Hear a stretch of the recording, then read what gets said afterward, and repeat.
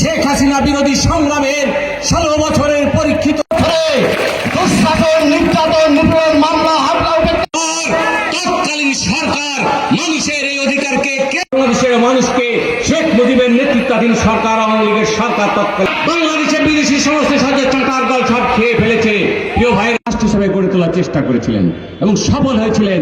এই সফলতা যারা সহ্য করতে পারেনি তারা দেশি বিদেশি ষড়যন্ত্রকারীরা এক হয়ে জিয়াউর রহমানকে হত্যা করেছে, কিন্তু কখনোই বিএনপিকে ধ্বংস করতে সক্ষম হননি। ইনশাআল্লাহ সেই দেশকে ধ্বংস করার জন্য সেই দেশের দলকে বাংলাদেশের মানুষের মনের ভিতর থেকে মুছে ফেলা যাবে। রাজনীতি কেমন হয়, নেতা কেমন হয়,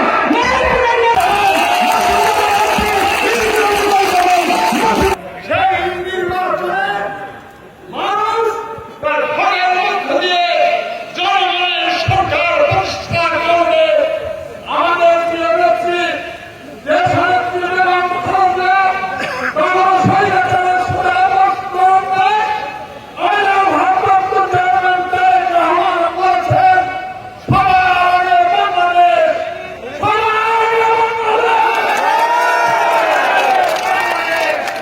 এই বাংলাদেশের স্বাধীনতা সার্বভৌমত্ব নিয়ে কাউকে ষড়যন্ত্র করতে দেওয়া হবে না। মানুষের ভোটাধিকার নিয়ে আর কাউকে ছিনিমিনি করতে দেওয়া যাবে না।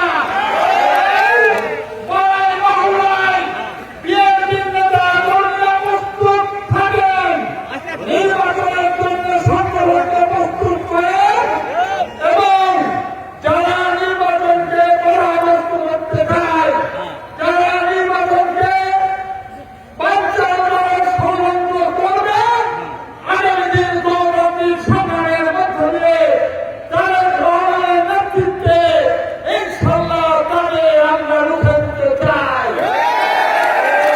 আমরা 17 বছর একসঙ্গে লড়াই করেছি।